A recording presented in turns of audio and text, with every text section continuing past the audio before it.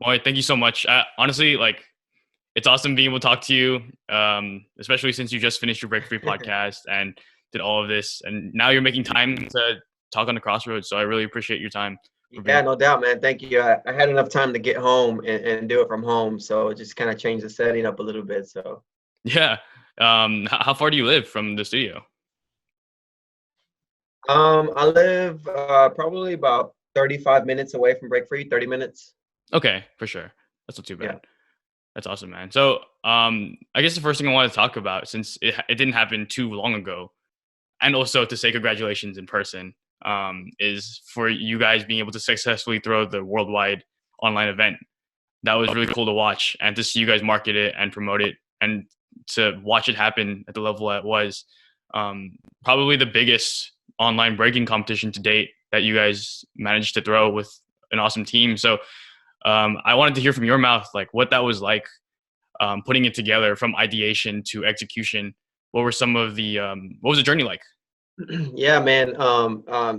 We're super proud of the event. Honestly, it was a very last minute event, so it makes me even more proud to know what we were able to accomplish at such short notice. And it was a lot of work on the back end that a lot of people were, may have an idea, but they don't really know, exactly the gist of what it took to run that event.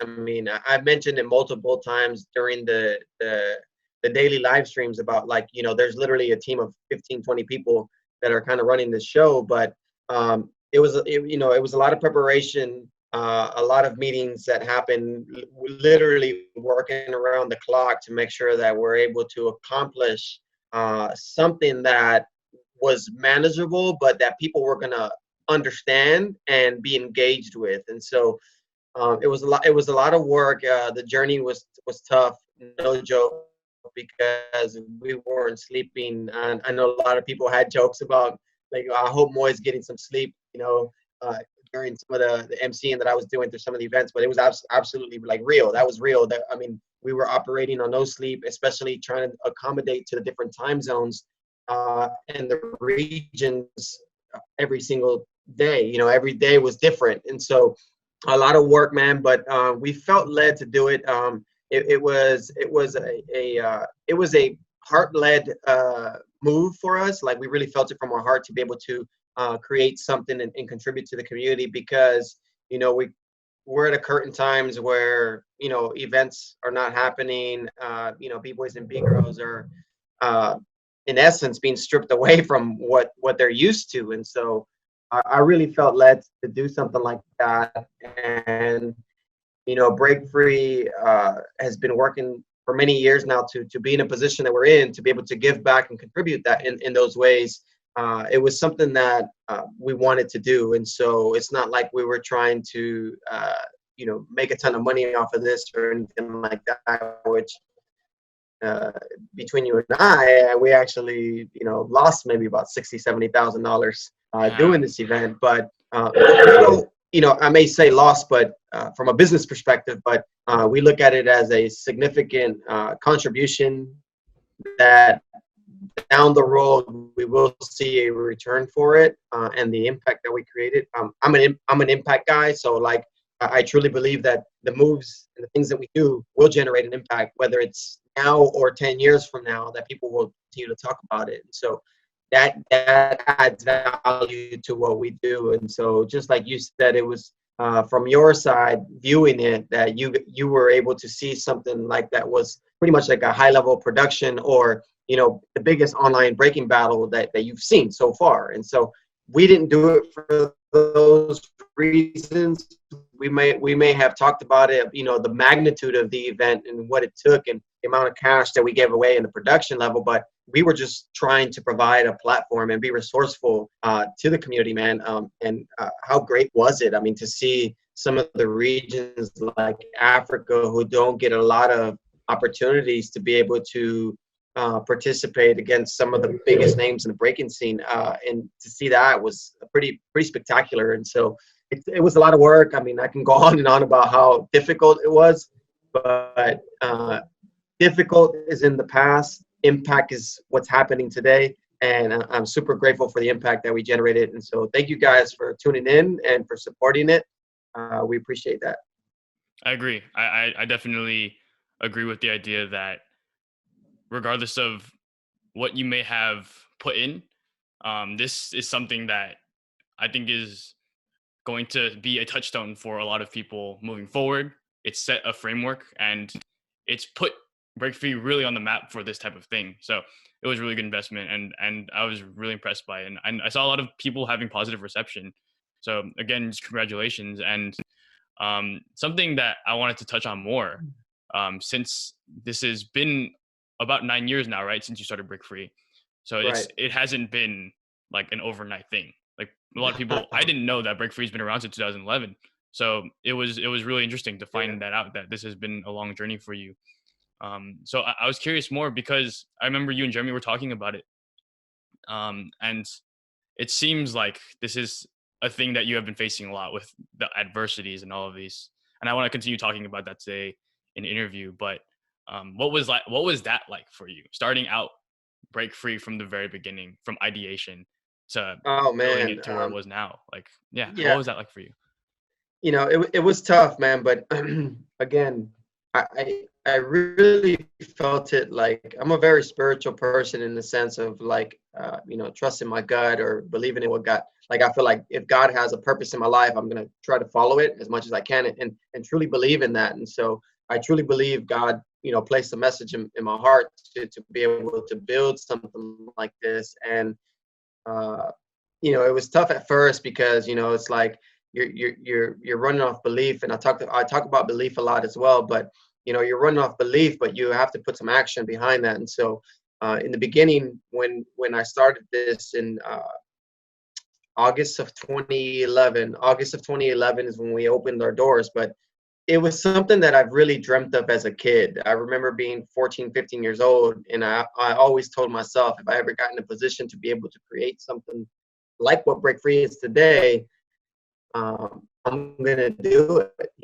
And I remember I was living in LA between, on and off between 2004 and 2010. So on and off, I was kind of like living, that kind of industry life and doing movies and commercials and things like that. And, I've had my highs and my lows in that industry as well. And I remember I got to a point to where, I spoke with my wife, and I told her, I said, hey, like, I want to go back home. I want to be in Houston. I want to like start a family. I want to do something different.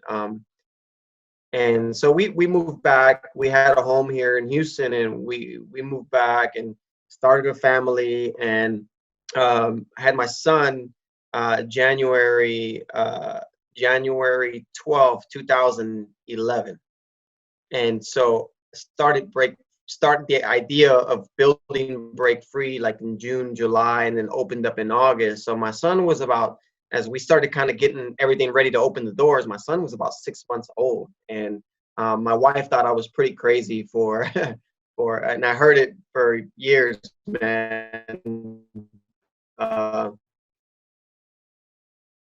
for investing, the only $5,000 that we had to be able to create something like that. And I felt led to do it though. I had to continue to sell the process, and have her believe and trust in it. And so it was tough, man. It was tough at first, not because I didn't have the capital to do it, because I didn't have the capital to do it. I mean, I had $5,000 and that was it. And, so that was tough. So I didn't have the proper capital is what I'm saying. I had the 5,000 and that was it. And then my wife was kind of like iffy about it at first because she truly believed the timing wasn't right because of my son was being born. But I'm a dreamer, and like anytime I dream about something, I go for it. I don't blame anybody but myself. And say, man, I was hyper focused into the vision of Break Free, not knowing exactly what the business model was going to be, but I had an idea. And we kind of started with a kind of an open format of just like, man, let's just create a safe haven for B-boys and B-girls, come train and practice and show up and play video games or whatever it is that you want. But I just want to create an atmosphere. Everybody from the community just come and have a good time at Break Free. So Break Free wasn't even running classes yet. As a matter of fact, the classes that we did ran were absolutely for free. So I would say like the first 2 years of Break Free, we were pretty much operating off donations because I was really in limbo. I was really trying to figure out, do I want to do nonprofit? Do I want to do for-profit? And so I kind of understood both sides, and I leaned more towards the for-profit side, but acting as a nonprofit because I love giving back and I love contributing for a lot of other companies here in the Houston scene, and even in the world, just trying to build the brand of Break Free. And I also started building the Monster relationship in 2011. So there's a lot of things that kind of stem from that year, which was a pretty significant year for me. But I would say between 2011 and really 2016, so for like 5 years, were the toughest years ever. I mean, every other day I wanted to quit. No joke. I wanted to stop what we were doing just because it was taking so much on me, man. But I just couldn't. I mean, my parents didn't raise a quitter, and like I wanted to keep fighting for what I truly believed in. In 2016, when I say 2016 was kind of a turnaround point, I remember we got really like enlightened by this thought that we're gonna do something crazy and raise money and offer scholarships and kids for free, but it would be ran, basically the Break Free organization would be ran by donations and things like that. And so I literally met with our small team at the time, and we ran this campaign called the 24/7 Cypher, which you might have heard about it too. And so 50 days straight, breaking nonstop. On one site, we switched to, two sites, we switched from one site to another. And some people were at Break Free, and then other people started kind of collaborating, like, let's keep this vibe going, keep the cipher going, blah, blah, blah. So it was a great initiative for us to kind of get a kick in the butt to kickstart something even greater. And so we raised maybe about 30, 40 grand from that. And that allowed for Break Free to kind of operate for free for the next year and a half or so. That's with none of our staff getting paid. That was just let's pay the bills, let's have fun, let's do something great, So that lasted about till the mid 2017 or so. And then in 2018, we really started to kind of amplify the business model in terms of sales and kind of getting the schooling and the programming right to where we're creating an experience for students and for parents alike. And so that started to pick up really quickly, right when we started to really solidify what the business model actually was. And so it took a lot of years to get to that level. We started enacting on it 2014, 2015, but 2016 was kind of the tipping point. 2017 was learning, and then 2018 was implementation. So even though we started in 2011, I wouldn't say the implementation didn't happen until about 2017, 2018.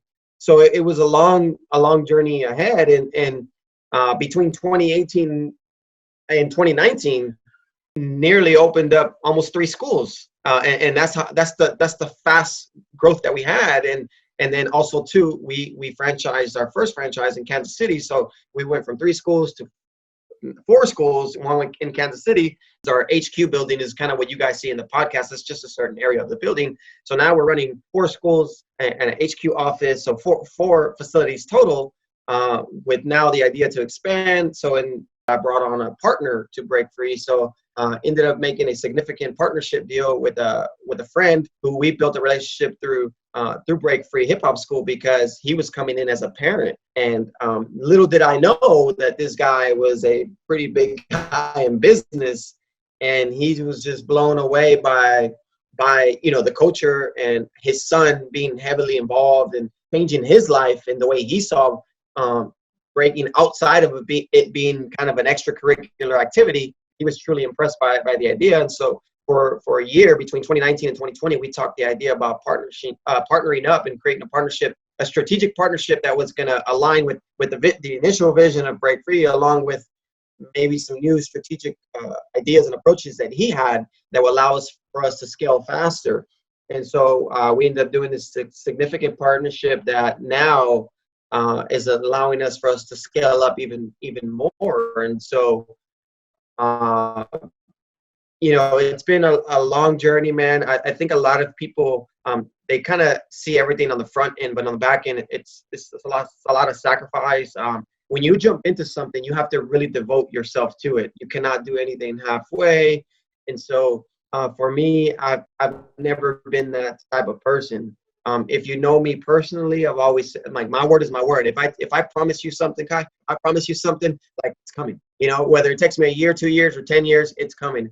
And you can hold it against me all you want, but it's coming, because my parents always taught me that most valuable thing you can, outside of time, that you can give somebody is your word. And so, like, my word is everything. If I promise something, I'm going to get it done, no matter how long it takes me. And so it's been a long journey, man, but I'm super grateful for it. I mentioned in our podcast earlier, we have a staff of over 20 people. That's incredible to me. Everybody is on salary.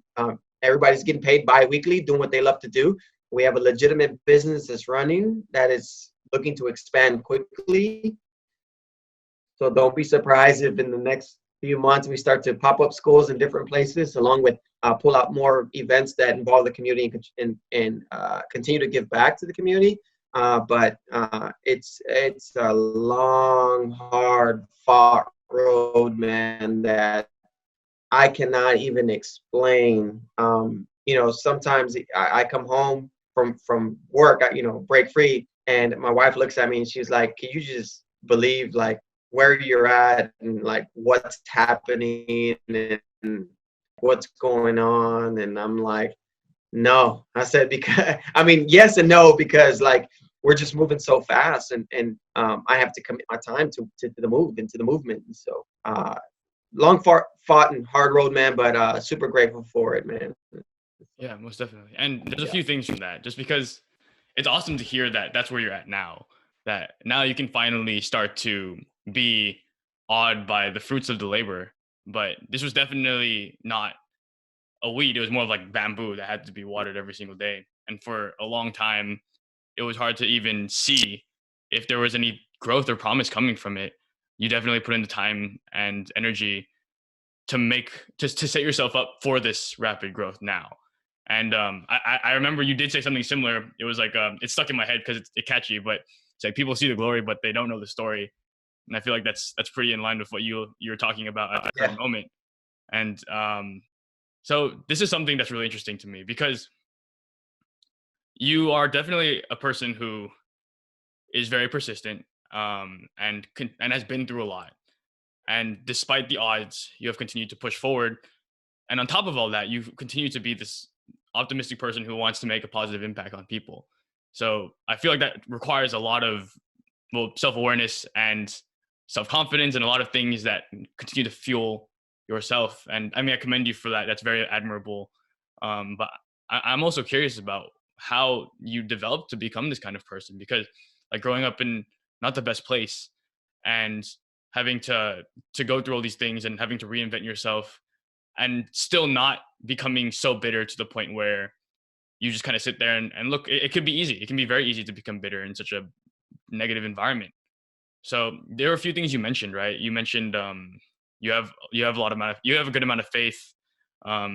There were some important lessons that you learned along the way from maybe your parents about holding your word, and all these other lessons. So what do you think that comes from? Where do you think that persistence comes from, if you had to break that down? Because, like, if we come back to your childhood, was it always just faith that was driving you, or are there other things that continue to help you get up in the morning and train to become your best self, and push yourself to where you are now? Yeah. That's honestly some really good topics there. So first and foremost, yes, my faith is my foundation. Without faith, I'm not. I feel like I can't walk. I feel like I can't see. I feel like I can't do things. And so, faith is everything to me. So that's what holds me together. Without faith, I'd probably be a crazy person. So faith holds me together. Second thing is my parents. You know, my parents seen such hardworking people my whole life, um, and you know, we didn't have everything growing up. I've been through so much with my mom and my dad who are no longer here, but I've been through so much with them, and seeing them fight so hard for us. You know, I have three older brothers and one older sister, so just seeing them fight so hard for us, and the love and the energy they put towards that, gave me another foundational point in my life to I have to I have to keep that legacy going. You know, like I have to find a way to keep that strength or keep up with their strength, because it's unbelievable. You know, like the things that we've been through as a family, and still find a way to be happy. You know, and so you know, that is definitely motivating. Pushing forward, having my kids, you know, that was something that was life changing. Obviously, a lot of people say that, but it truly is. You know, when you're responsible for like other little human beings, and they're yours, like you know, that you got to be a role model to that, and you got to be able to show everything that you want them to become or better. And you got to remember that, you know, these kids are sponges. We hear that a lot as well, and you know, they watch and they listen, and um, I want to make sure that my kids look at me that way, as a hard worker, and they know that I'm trying to provide, and I'm trying to be there for them, and make sure that I'm there as much as I can. And so all those things are driving for me. And then, you know, in 2015, my daughter was diagnosed with autism, and so when my daughter was diagnosed with autism, you know, a lot of people take it to where it's like, oh man, you never want to see your kids get sick, or you never want to see your kids kind of go backwards in a sense, you know, if that's what we want to call it, or society wants to call it. But I looked at it as like, oh man, let's go. You know, like this is going to be cool, because I'm glad that God chose myself and my wife to be able to work with this beautiful kid who needs our help. And so, you know, I took that on as a challenge rather than something negative. And then in 2016, May 2016, I lost my dad to cancer. And you know, my dad was like my biggest role model. And again, even looking at his life and my life, you know, being his son and growing up and seeing everything, I wanted to make sure that I was fulfilling whatever space I can from his shoes to be able to carry that legacy on. And so I could either be hurt and depressed by it, or I can just go like, thank you, Dad, thank you for everything, I'm gonna make you proud. You know what I mean? And so that was another motivating factor. And then in 2017, I lost my mom to cancer. And that was literally about 2 days after we won freestyle session world finals as Monster. So I flew home. I remember coming home, and I showed my championship ring to my mom, and I, you know, she was proud or whatever. And I said, I'm gonna go home and change, and then I'll come back, you know, because I had literally just flew home. And before I went to my house, I made sure to visit her first. And so I went to visit her, and I showed her the ring. I said, okay, I'm gonna go change. I'm gonna come back and bring you some food. And my family was planning to come over. By the time I get home, my brother calls me and says, hey, you need to turn around. You need to get here quick. I think it's like mom's last moments. And so I'm like, oh man, okay.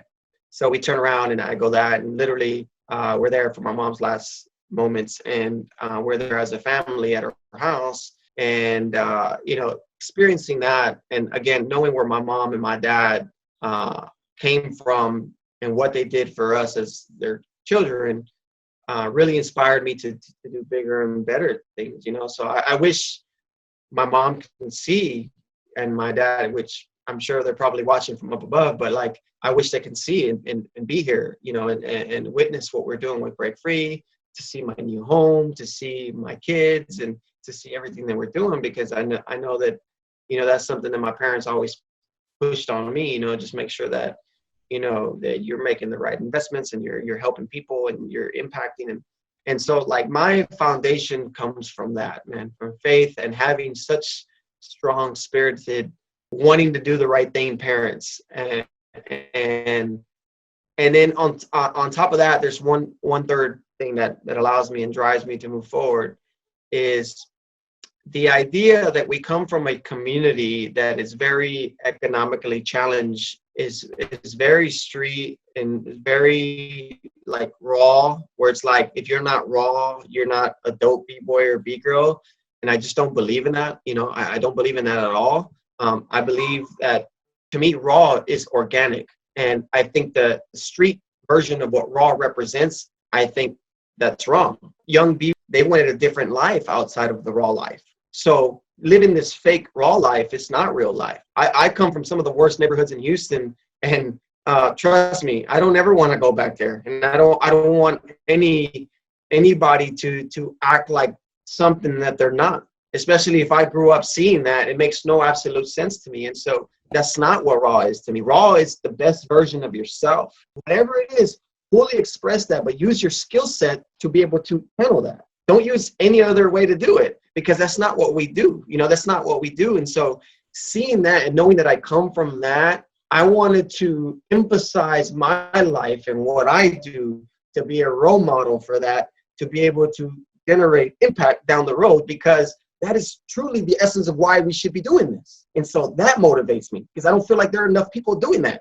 Everyone is like, if you're not raw, you're not B-boy, you're not a B-girl.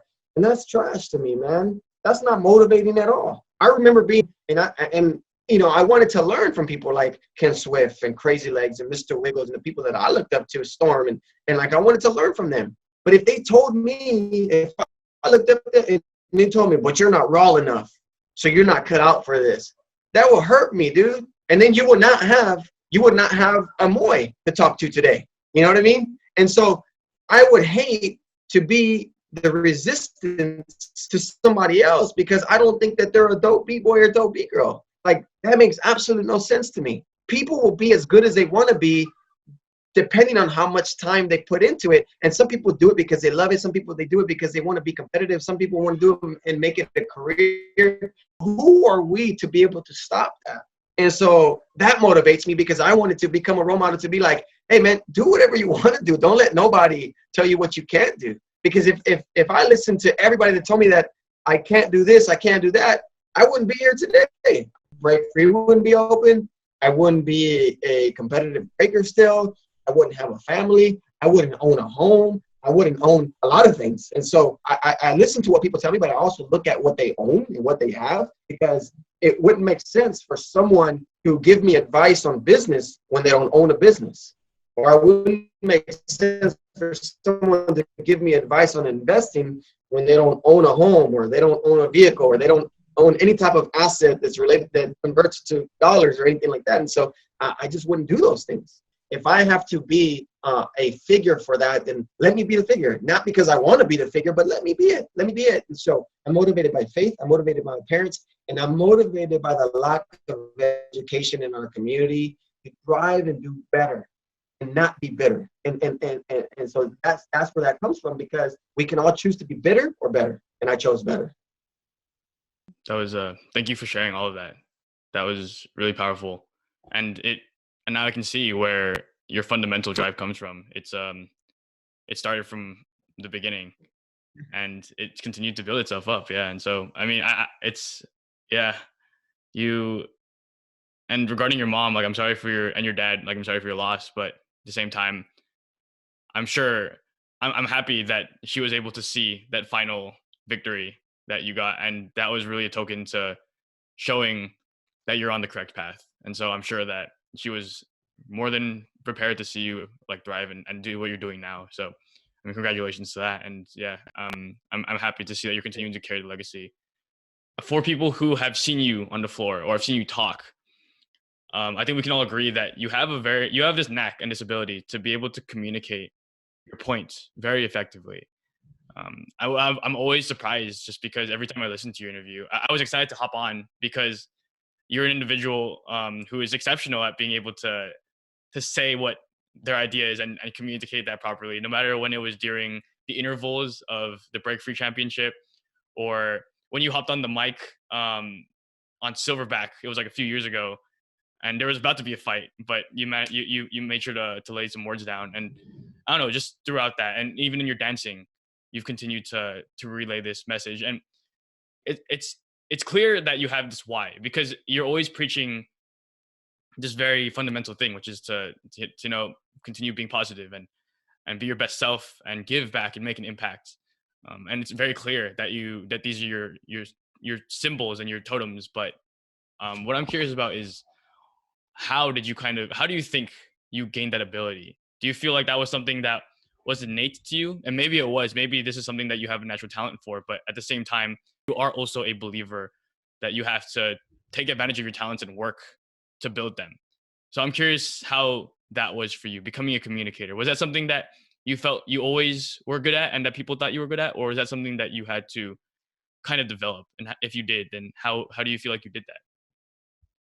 Honestly, I was a very shy kid, man. I would bottle up so much. I wasn't a good communicator at all. It was tough for me to express. It was tough for me to speak. When I got into dancing, that's when a lot of my personal feelings and the things that I've been through were coming out for the first time. And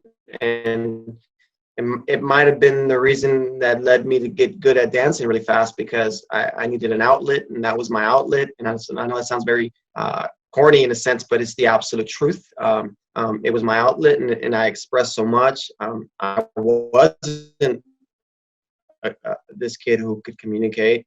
I've always felt like I would be one day. I always felt like I would be one day. I just didn't know when the time was going to come. But I think that what led me to be able to be effective in communication, or what I do, is just the journey in itself. Just being able to experience failures, being able to experience what you want from something and you're not getting it. So if you're not getting it, then you got to find a way to get it. There's a saying too. It's like there's a solution to every problem, but if you can't find a solution, there's no problem. And I would catch myself dwelling on so many negative things as I would create problems that didn't exist. And so that helps me, because I'm just like, why am I doing this to myself? And I wanted to make sure that I was going to get to a point to where I can help other people kind of get through those problems too, because I did it as a kid. So I would say overall, it's just experience, man, going through things and experiencing things and being an ambassador and being a leader to really help people. People talk about, people toss leadership and contribution and give back and ambassadorship and mentorship. They toss it around like it's nothing. But these are real deal, like, titles, man. These are real deal responsibilities. And you can really qualify somebody off them based on how they respond, whether it's through dancing, through a microphone, through a podcast, or whatever it is. You can tell who you can communicate with and who you can't communicate with. And I wanted to make sure that anytime I did speak, that I wasn't saying anything that people weren't going to understand. I wanted to be as relatable as I could to people. And so, going through my experiences, I saw a lot of people speak, but it wasn't relatable, and it wasn't justifying the message. So I would hear people, whether it was pastors, preachers, or people in our scene, people would communicate these messages, but it was like you wouldn't see nothing happen. You would not see nothing happen. I remember going to church as a kid too. Like, I would see everybody give a sermon, but I got to a point where it's like, look, I'm tired of hearing the sermon. I want to start seeing the sermon. Lead me. You know what I mean? Lead me. Be an example. Lead by design. Lead by example. Just lead. Because I hear a lot of talking, but I don't see a lot of doing. And so, like, that also inspired me to make sure that anytime I did communicate a message, remember what I told you, my word is my word. Words are powerful. I don't care what anybody says, And so it's like, if I communicate a message, I want to be able to uphold that message, you know? And if I went wrong somewhere in my message, please call me out on it. Please call me out on it because I want to learn from it. But don't call me out on it like I did something wrong. Just tell me how you can help me. And that was another significant, it's not what you say, it's how you say it. So it's like, if you're trying to teach me something, teach me how to do it. Don't tell me what I did wrong or what I could have did better and blah blah. Just teach me how to do it and we can fix it together. But if I just keep pointing the finger and keep pointing the finger, it does more hurt than good. You know what I mean? And so like those type of concepts really like drove me to really make sure that I watched my words, because that's important for me. That's important, and it's going to hold so much more. It's going to hold more value down the road. The battle that you're talking about where I jumped in and something, that was like a Silverback Open, like 2016, 2017. But it still holds weight today. Not because I did it for that reason. It's because the words that I chose were probably right for the moment. And they're probably still right for today. And that's my point, is you got to be able to know what you're communicating, and I learned a lot through my journey at Break Free, making sure that if we're selling a product or if we're, selling a class or whatever it is, that the message is right, the message is right for it. Because if not, then we're a used car salesman. Not that there's anything wrong with a used car salesman, but like we're not car salesmen. When we live in a passion-driven culture, and so passion sells itself. And so if I have to sell passion to you, then I'm doing it for the wrong reason. But if I could just communicate passion to you, then that's the right reason. And so I want to be able just to be real. I don't want to like sugarcoat anything. I just want to be real with you. And this is what I think is real. I think that if we teach people how to do better, that's real. If we teach people how to be passionate, that's real. If we teach people how to like steer away from something negative and go positive, that's real. I would tell my friends growing up all the time, like, what do you think about this move? What do you think? And they'll be like, oh, that's dope. And I said, you're lying to me. Because every time I ask you about my move, it's always dope. And I said, that's not true. Everything I do is not dope. Tell me what's wrong, because if not, I can't ever grow. Then I've been dope since I was a kid, and that's not true. So it's like it's one of those things where I'm driven by the lack of messaging. The messaging needs to be more clear. The reason why people ask so many questions about something is because we fail to not make the message clear. And so like I don't know where it comes from, but I think it's just experiencing things and wanting things myself. Sometimes people would try to teach me something and the message wasn't clear. So I'm like, I don't get it. I'm confused. Can you please explain it to me? And then they couldn't explain it. So I wanted to make sure if I was explaining something, that it is effective and it is clear, because then I didn't do my job. And so, it's a combination of all those things, but I don't know. I may have effective communication. I could get better at it. I don't know. I just want to be as clear and transparent as possible. And I think that a lot of us speak very one-dimensional, one-sided. I will, like most people, I'm going to act as just kind of just general society, right? Like I'm going to say like, oh, this is what I think, and then this is what I think, and this is what I want to do.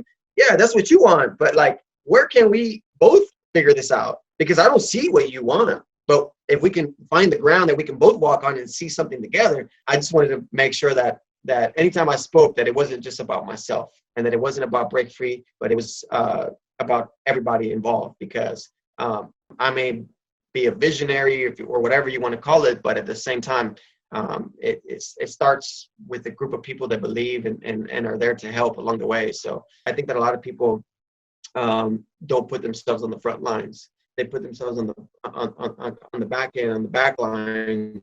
They don't want to do it. Anytime there's been a mistake or anything happened, I'm the first one to walk up and like, I'm sorry, I did it. All right, let's learn from it. You know what I mean? But it's experience overall.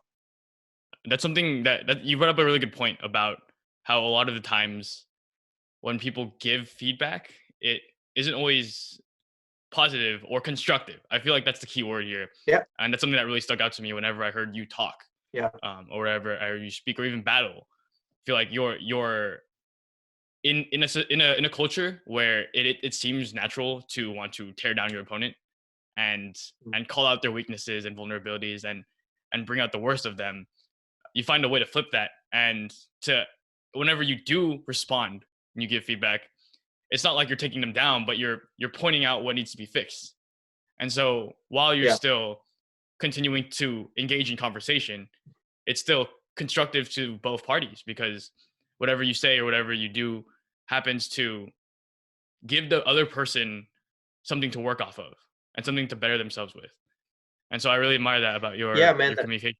That's important. That's extremely important, man. And so I again, I just I want to do my best. I wouldn't say I'm the best at it, but I want to try to do my best. And if I don't do my best, I did what I could. And if I didn't do what I could, then let's sit down and talk about it and fix it. What we couldn't fix together, or what I couldn't fix. And so there's always a way, man. There's always a way. You either give up on it, run away from it, or you find a way to fix it.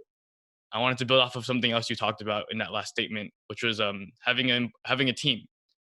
And personally, I feel like this is something that I really need to learn to do, and a lot of individuals who want to become leaders and to build something to make an impact. Well, these great things can't be done alone. You kind of have to find a way to use your best strengths to bring other people together with their best strengths, and that's something I've noticed you have managed to do with Break Free. Like, it's not like you threw the whole competition yourself. Like you said, you had like 15 to 20 people helping you with the production. Right. You had a guy whose specialty was computers. Yeah. And he put together the right tool to make sure that this could happen. Right. Yeah. And you had all these people doing their part and making sure that they're in your best self. And on top of that, it seemed like you started to construct this even before you had the means to necessarily compensate them, like financially or monetarily. So there was something there. There was something that they felt like they were gaining, that was beyond money and that was beyond getting paid. And I'm curious how you feel like you kind of, how was the process of putting together a team at the very beginning, and how has that kind of evolved until now? Yeah. And what are some of the lessons you've learned along the way?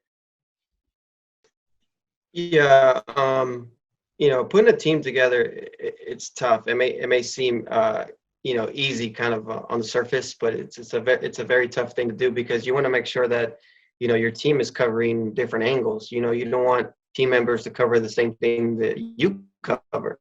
It's a humbling experience, because you want, as a leader, you feel like you can do everything by yourself, but and yes, in some sense you can, right? You can be able to take on so much, but it's going to be a challenge. It's going to be a challenge. And so, like, I have the way I look at it is, like, if I look at it like this, right? If it's just me, marketing is going to get 5% of MOI, accounting is going to get 2% of MOI, strategic development or whatever is going to get 10% of MOI, and IT is going to get another 5%. So it's like you're never getting 100% of me. And I built a team, or we built a team based off of people that can give 100% in their designated role or areas.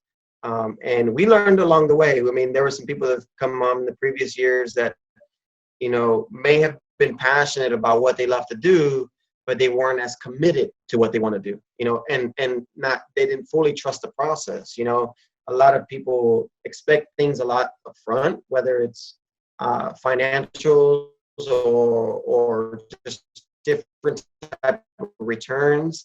And when you're growing a business, it's not about that. It's about seeing kind of what lies ahead, seeing the future. Now, as a businessman and being an owner, I mean, of course, I'm going to get the run end of it, because they're going to be like, yeah, it's easy for you to say, because when things take off, it's easy for you, but it's not. It's actually harder for me. It's way harder for me, because it all lies on me. If something goes wrong, no matter who did it, it comes back to me. You know what I'm saying? So it's like I'm the one that has to deal with those problems. But I wanted to make sure that we had, people that were passionate and committed to where they wanted to be placed in. And so a lot of the roles that we have at Break Free were either developed specifically for a person, or a kind of a template that they kind of just filled in that was pretty easy to follow, because like Jeremy and I, we already kind of set the roadmap for it, so it's like basically plug and play, right? That's what that was. But we've had a lot of recent roles come up. So it's like you know who Beast Boogie is, Anthony, B-Boy Yeah. Beast Boogie. He's had a choral and he's a part of Break Free organization. But like recently, well, previously Beast was one of our hip hop school managers, and he recently got promoted to events manager. So now he's events director, events manager. So basically, Break Free turning into what we consider an events company now, where we focus more on events. He is going to be the guy. So like when events start to pop up more, I want people to give Anthony the credit, because he's the one managing the back end roadmap for these events. On the front end, you might see me emceeing it or something like that, but at the same time, yeah, we might be all doing planning and meetings together, but it's his vision, and we want to be able to do that, because if I'm over here or my partner's over here creating all the things for everybody, then we can't scale. And so we wanted to make sure that the positions or the roles were developed for a person or for a passion that this person is completely all aboard for, and so it's a tough thing to do, but you really have to trust it. And the toughest thing for me was just a few years ago when I started to see kind of Break Free growing a little bit, and I had to turn over certain things to people, and I'm just like, man, but they're not going to do it like me. They're not going to do it. But if I never did that, then we wouldn't grow. Then everyone would rely on me, and that's just not a good thing. You know what I mean? And so I don't want people to rely on me. If something happens to me today, I'm so happy that Break Free can fully operate without me. You know what I mean? There might be some challenges for sure, but at the same time, it's in a place where it can, the people there can manage it and run it. And so it was one of those things too. It's like, so building a team, you have to look at all these things. So you have to take yourself outside of the picture and start to look at what other people can do for the company, or look at for your team, what they can do for your team. Because yeah, in essence, you're always going to think that you can do everything, but in reality, you can't, because you cannot devote a small percentage of yourself to these areas, because that's exactly what it's going to return. If I put 15% into programming, guess what? Programming is only going to turn around 15%, because that's the only thing I've invested into it. So the max return is going to be 15%. Whether if I have a program director and the program director devotes 100% of his time, then it brings 100% return. That's just the easiest formula, how I look at it, to be able to build a team. And so like I'm happy with the team that we have, and I'm grateful that a lot of what, honestly, 99% of our team comes from like the breaking community, or from like people that were close to me and have a choral and things like that. And so it kind of formed itself, but we had to make sure that the formation was proper for Break Free. So outside of friendship and outside of like brotherhood or whatever you want to call it, this is still a business. So we had to make sure that we understand this is business, right? Because even though Jeremy and I, or Palmer, he's a sales director at Break Free. Like if all these people outside of kind of business, like we're homies and all this stuff, but like the way we communicate, it's literally business. Jeremy, if he needs something done, it's done through, he sends me a formal email, signing off on the email, asking for approval. It's not like, hey man, hey dog, I went to go do this. Is it cool? No, it's not none of that. I mean, there is a corporate strategy behind everything we do. And so we wanted to make sure that everybody on the team understood that if we wanted to get, bigger and scale up and do things the right way, we're gonna have to treat it like a business. We see all these memes all the time. It's like you treat your hobby like a hobby, it's gonna pay you like a hobby. You treat your business like a business, it's gonna pay you like a business. And that's the thing. I saw a lot of people in our community, they act like they're businessmen, but they're not businessmen, because they still operate like, like it's a hobby. And it's all cool and all, but at the end of the day, it's like, if someone wants to talk business with me, let's talk business. If you want to just talk breaking with me, then let's just talk breaking. You know what I mean? I want to be able to differentiate that early, because, my conversations are going to be different. Because again, goes back to messaging. I don't want my message to come off wrong. So if we're going to talk breaking, let's talk breaking. We're going to talk business, let's talk business. You know, because I don't want to confuse you. It was tough building a team, man, but for the first and foremost, you have to make sure that you have committed and passionate individuals who believe, who are ready to go above and beyond. Um, I even though we have titles, I truly don't believe in titles because I feel like titles kind of build some closed walls around you where it's like you start to feel entitled and you start to feel like because you're this person, you can't go and sweep up the floor over there, and that's not what I believe in. I do it all myself, and everybody else should too. And so that's another thing too, is that you want to make sure that people understand that model and that concept of like, hey, this is our roadmap, but at the same time, like, let's just go above and beyond in everything that we do, and down the road, hopefully that creates some excellence along the way. But it's a tough thing to do, man, but it requires a lot of passion, commitment, strength, energy, and loyalty. Loyalty is everything. You want people that are going to be loyal to you. It's so easy for anybody to lie to you. It's so easy for anybody to do things behind your back. It's so easy. So it takes a lot, man. But when you take that jump, you have to trust that jump is going to land you somewhere, and that you're not gonna kill yourself. That's really, really interesting to hear.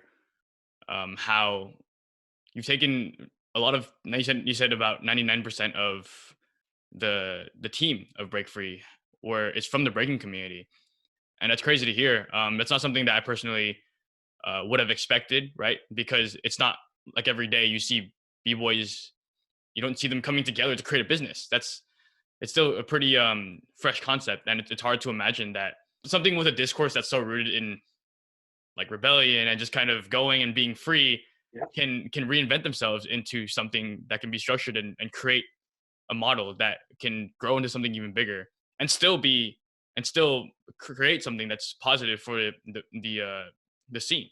I feel like a big fear, right? And I'm sure you've experienced this of building a company is people think that means you're trading in your integrity and your authenticity to the culture, when it seems like that clearly isn't the case. You're building stuff for it. Yeah. And so that's really awesome to see and hear. Yeah. But now I'm curious, like how was that? How was reinventing your community and the friends around you to take what you guys had as breakers and as free souls, and then reinventing that into and taking those friends, because it's a very fine line, you said, right? Like when it's business, it's business. When it's friendship, and it doesn't. It's hard to. I'm sure it's hard to balance that sometimes. So, like, what was the process of kind of taking everybody and? Yeah, I think that what made it easy in a sense for Break Free is we made it very clear that like every person that's in charge of whatever they're in charge of, they take full ownership of it. It's like, it's yours. Act like this thing is yours, and that's it. You have the keys. We're just a passenger. You know what I mean? And in a lot of companies, bosses are very like, no, do this, no, do that, no, do this, and no, do that. Where, there are some guidelines and there's some rules and forecasting that's put in place for specific tools or specific roles for the roadmap that we're creating for Break Free. But at the end of the day, we really believe in empowering. And without empowering somebody, then you have more followers and you have leaders.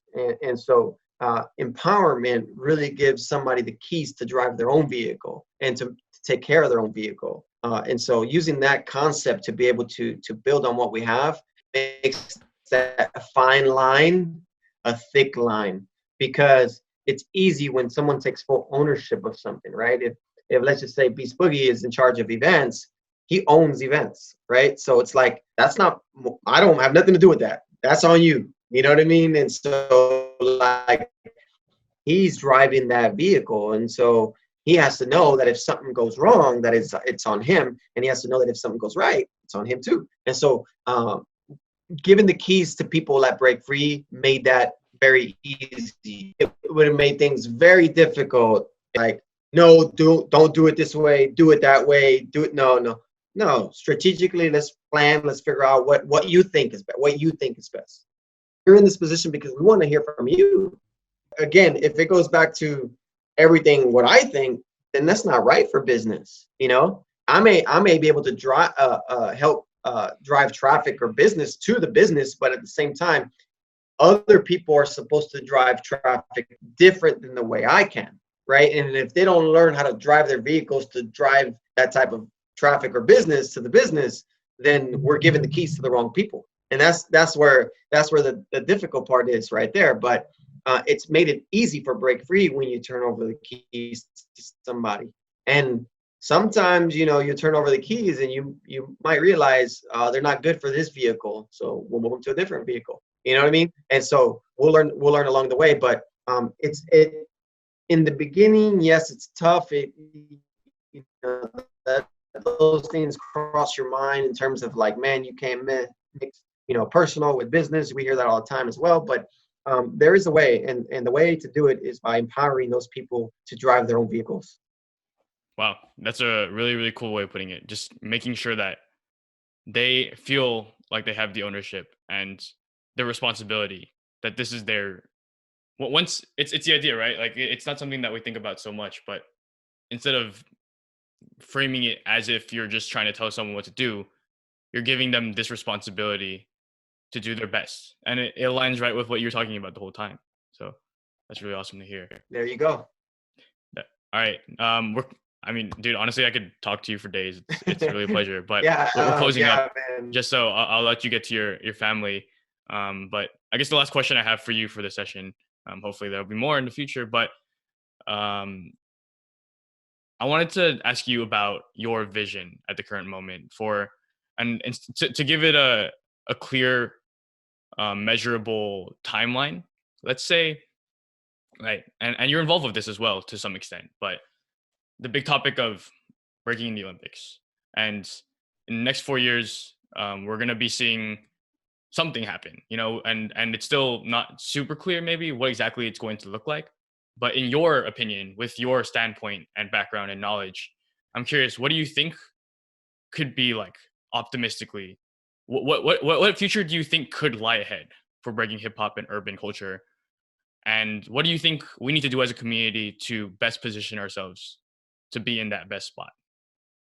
Yeah. So first and foremost, I'm going to start kind of from the bottom up. The first thing that if we ever want to experience any type of growth and have a great future for b-boys and b-girls of our culture, let's start from the bottom. And the number one things that we need to address in our community, again, is communication and responsibility. If we cannot communicate what we want, we're not going to get it. Closed mouth don't get fed. You know what I mean? So we have to be able to communicate what we want, and we have to understand the responsibility that comes with it. And with the responsibility and the communication that involves that, might not so much compromise what we're doing, but there has to be a little bit of sacrifice. There has to be a little bit of sacrifice along the way, because you're coming into new territory, and anytime you're coming into new territory, you have to understand that it does come with something different than what we're used to. And that's totally okay. New territory isn't a bad thing. It's a good thing, right? If we weren't experiencing new territories, we would be stuck in the same place for so long. So we first, as a community, have to identify how to communicate what we want, right? Not tear it down. Right now, the community tears everything down, and that's not a good thing. So you have to communicate what you want. Okay, instead of tearing it down, how can we build it up? Everybody always wants to tear it down. No, let's build it up. Let's talk about what we want. And that's what I'm talking about. You got to be able to communicate that. The responsibility that comes with it. There's no corporate company, not even or Olympics or anybody that's at a higher level than where we think that we stand, that is going to come in and feel comfortable enough to devote more capital or more money or more sponsorship or more anything to what we do if there isn't responsibility in our scene. There isn't.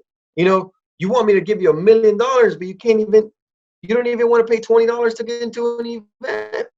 Everything has to justify itself, and it's not justifying itself. So you have to understand responsibility before we can get anywhere. right? The responsibility of self-investment, the responsibility of participation, the responsibility of doing events, the responsibility of taking ownership, the responsibility of knowing what it takes to be able to be a part of a process, the responsibility upon yourself to be able to be a communicator and ambassador for what you want.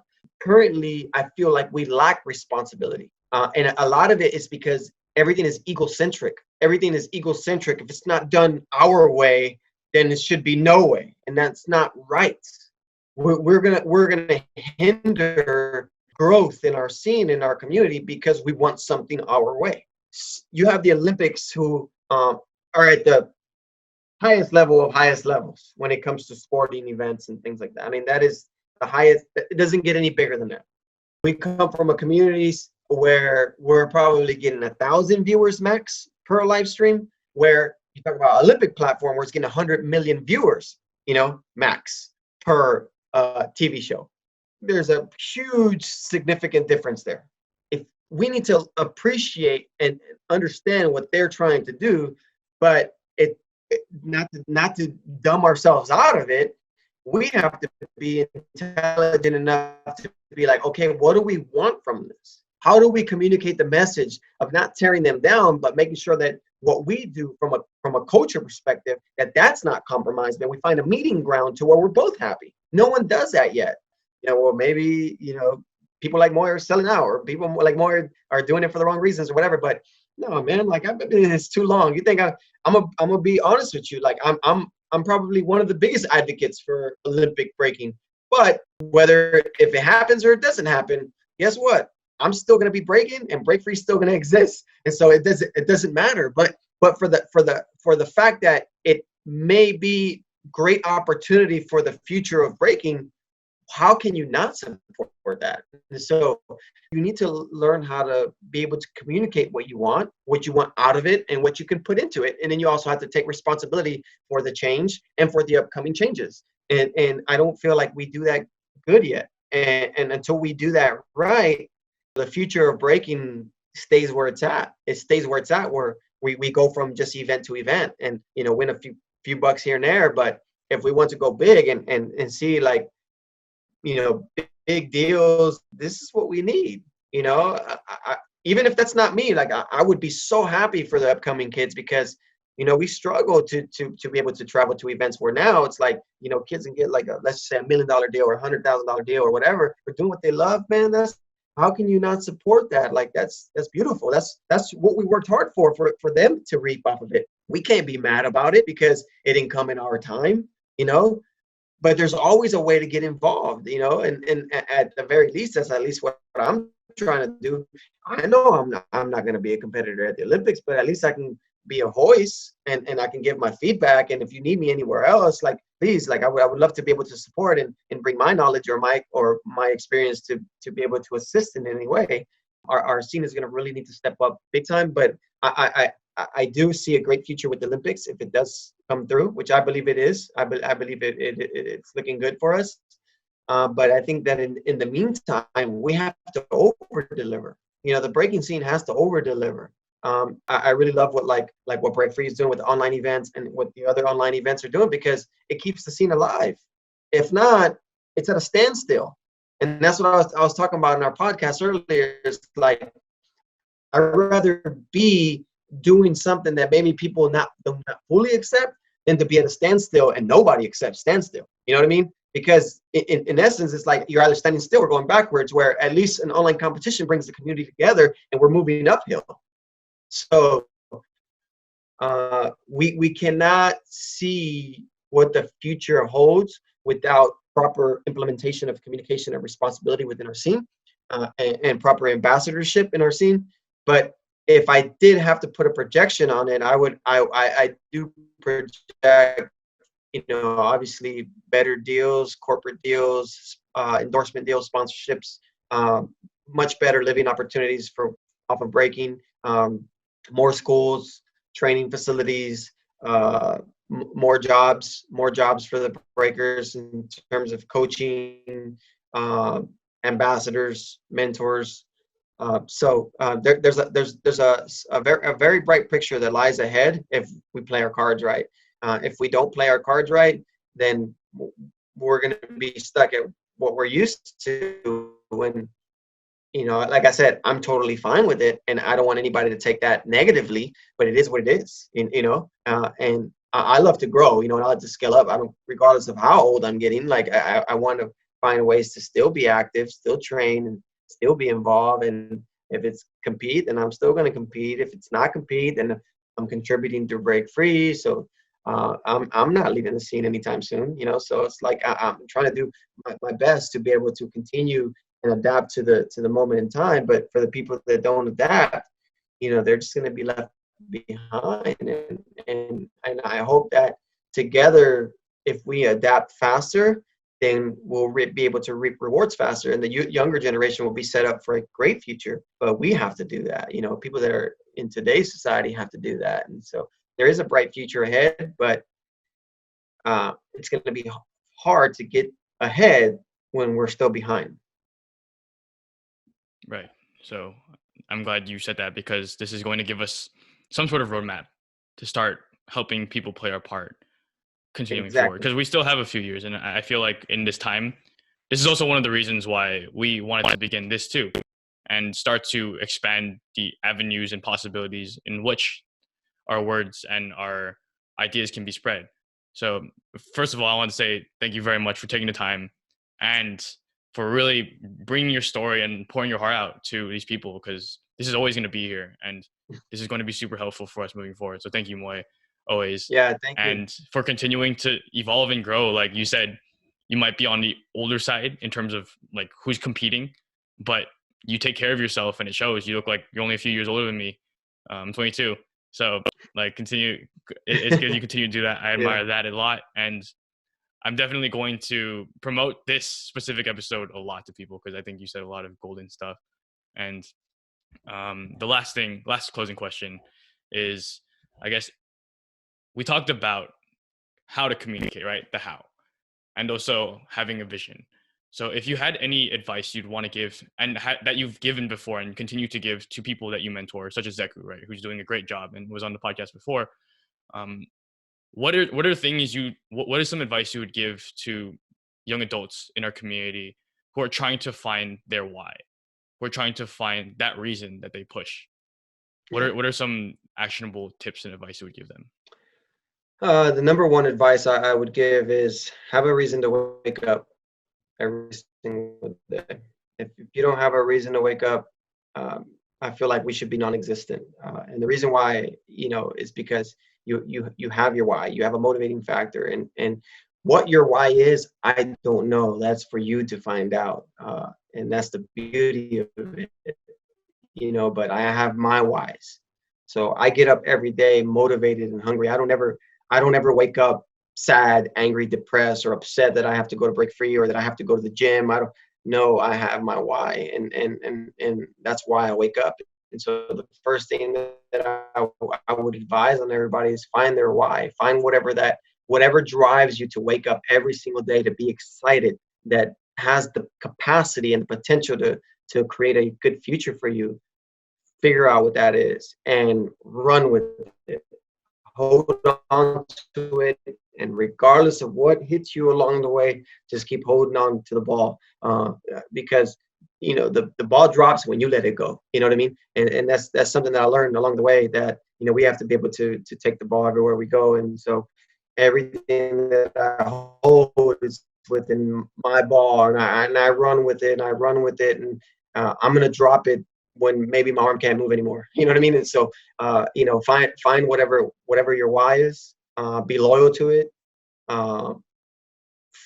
find a way to continue to love it, because, you could do something for so long or be in a relationship for so long and still fall out of love. So find a way to continue to love it, protect it, and surround yourself with people that are very close.